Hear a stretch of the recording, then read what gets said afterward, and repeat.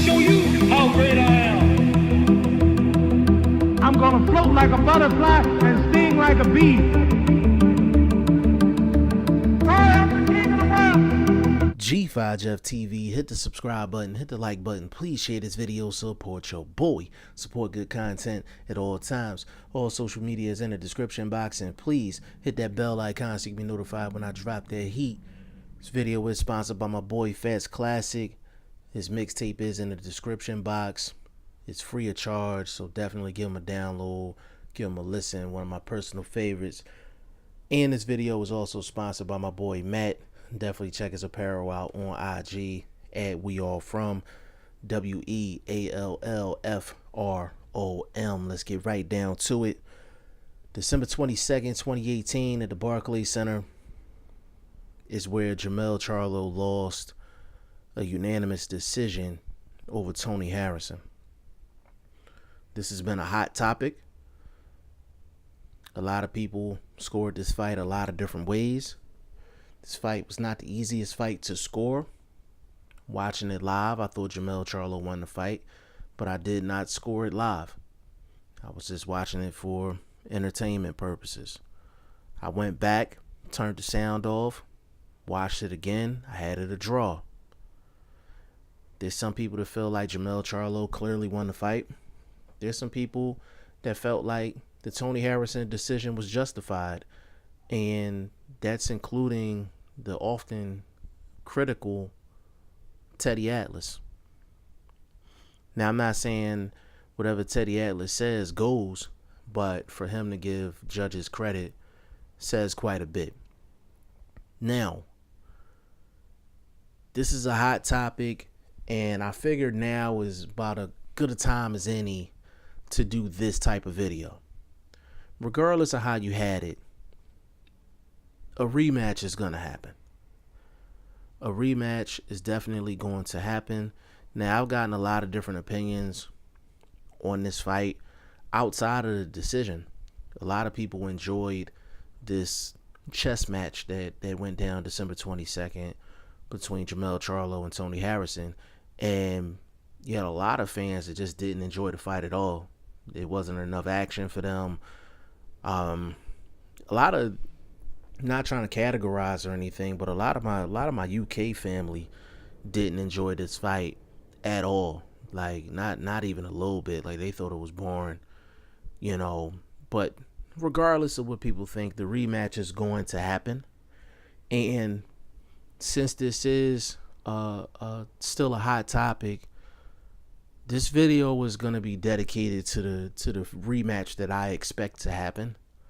And what is the top 5 things that Jermell Charlo can do to win a rematch versus Tony Harrison? And we're going to get into detail with this as well. Number 1, I feel like Jermell Charlo is going to need to forget this first fight. He's going to have to forget this first fight. The reason I say that is because if he goes into a rematch thinking about the first fight, all it's going to do is produce anger, which means he's going to come into the fight reckless abandon. When you come into a fight reckless abandon, your discipline and your basics goes out the window, which means it's going to be openings for Tony Harrison. And if Jermell Charlo goes into the ring with pure anger, he's going to end up getting stopped. He's going to end up getting hurt, and he's going to end up getting stopped by Tony Harrison. So that's the first thing. He has to get the first fight out of his brain. All right. Number 2, Jermell Charlo has to do effective work the entire round. You go back and watch the first fight. The first 35 to 50 seconds of each round, Jermell Charlo came out throwing punches, throwing combinations, and being very aggressive. After those 35 to 50 seconds, Jermell Charlo just stopped doing any effective work. It just turned into a chess match where he was just following Tony Harrison around and not really doing anything effective for the rest of the round. Whether you had Jermell Charlo winning or losing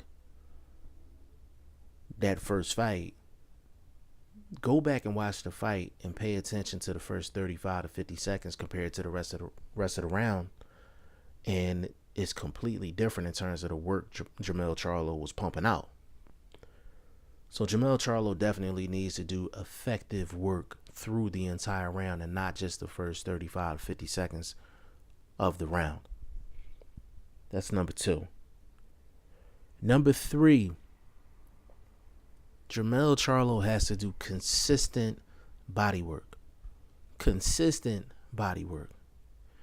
Jermell Charlo only threw a body shot here and there in that first fight. Jermell Charlo did a lot of head hunting in that first fight. Whole lot of head hunting. And Tony Harrison used it against him. Jermell Charlo is facing an opponent that has had stamina issues in the past. He's facing an opponent that has been stopped twice, mainly because of stamina issues, and when his stamina is tested, his basics go out the window. Defensively, he becomes sloppy. Jermell Charlo never went to the body. He never went to the body in the first fight, and he's going to definitely need to do that in the second fight for, number 1, to take air out of the tires of Tony Harrison. Number 2, you want to put his stamina to the test because Tony Harrison was in cruise control the entire first fight. And the third thing is when you're on the inside and you're throwing body shots and you're all the way inside, Tony Harrison's not going to be able to jab his way out of that. Like, he's going to have to actually fight, pivot, and move to get himself out of that situation. So not only are you landing effective punches with body shots, you're affecting Tony Harrison going into the later part of the fight. And then on top of that, you're taking him out of his element. You're taking him out of his comfort zone, which is to stand on the outside and just box. That's the third thing for Jermell Charlo. Then number 4, Jermell Charlo has to throw his jab with the purpose of getting inside. When you're facing a fighter that likes to jab like Tony Harrison, yes, you match their jab with your own jab. But see, this is the thing. Like, you're not going to out-jab Tony Harrison. The goal for Jermell Charlo is to take Tony Harrison out of his comfort zone. So he needs to jab with the purpose of getting inside to go to work on the inside. Because Jermell Charlo was the better inside fighter than Tony Harrison. And again, it takes Tony Harrison out of his comfort zone. He can't jab and pot shot if you're on the inside working. So Jermell Charlo has to throw that jab with the purpose of getting inside. And that's number 4. Number 5, Jermell Charlo needs to find a way to cut off the ring. Now, usually when you hear a person say cut off the ring, you're thinking the opponent is running. Tony Harrison wasn't running in the first fight. A lot of the times he was in range. He was within distance, within striking distance. What I mean by cutting off the ring is when Jermell Charlo was attacking, a lot of times Tony Harrison was sneaking out the back door and he was getting right back to his base. Which means Jermell Charlo got to go through the process all over again of trying to get himself in position to be effective. Jermell Charlo, when he's throwing a combination, he's going to work, he can't allow Tony Harrison to just leave out the back door and just get back to his base so comfortable. Sometimes Jermell Charlo, you're going to have to follow him out. You get your combination off, and when he's trying to escape, you need to follow him out. Don't follow him out reckless, but follow him out and try to cut off that ring and keep the pressure on him. Jermell Charlo should have won the first fight based off of what I was seeing. it seems like Jermell Charlo is really still trying to figure himself out as a fighter in terms of the best ways to go about a fight. And people didn't realize that strictly because he was going up against competition where he was knocking guys out. John Jackson, he was getting outboxed, and he ended up landing a power shot, getting him up out of there. Charles Hadley, he ended up landing a power shot, got him up out of there. Erickson Lubin hit him with the perfect shot at the most awkward angle and got him up out of there. So nobody ever questioned Jermell Charlo and his trainer Derrick James in terms of his style. The way Jermell Charlo fought in the fight against Tony Harrison, he did everything that his stablemate Earl Spence would have done except for throw body shots. He threw a jab, he tried to apply pressure, but the two things he didn't do was throw body shots and cut off the ring. And those are the two things that Earl Spence does probably, I would say, the best out of anybody in the game. So I don't think Jermell Charlo was in an identity crisis. I don't think Jermell Charlo needs to change trainers. I think Derrick James is a great trainer for Jermell Charlo. This is just a situation where styles make fights. Jermell Charlo never made any adjustments in the fight to make the fight easier for himself. And this is another thing. I know I said a top 5, but this is a bonus one. Jermell Charlo throws everything at the same speed. He throws everything at the same speed, same velocity. He doesn't throw, a light punch and then mix in a heavy shot. You understand what I'm saying? Like, he doesn't do that. Everything is just 100 miles an hour. And Jermell Charlo, not only for a Tony Harrison rematch, but just against any opponent, it's going to be good for him to mix up the lighter shots with the heavy shots.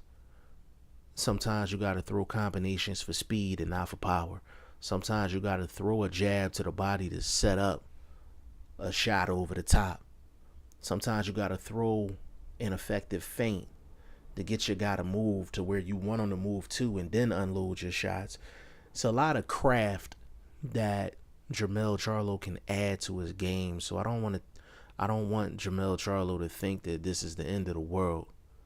There's only one person in this world that values the O, and that's Floyd Mayweather Jr., and that's the whole definition of his career. It's not the end of the world for Jermell Charlo, and if he cleans up these few things, he can most definitely win a rematch and win it clearly against Tony Harrison. Now, y'all let me know what y'all think in the comment section. G5 Jeff TV, hit the subscribe button, hit the like button. Please share this video, support your boy. Support good content at all times. I appreciate y'all. Peace.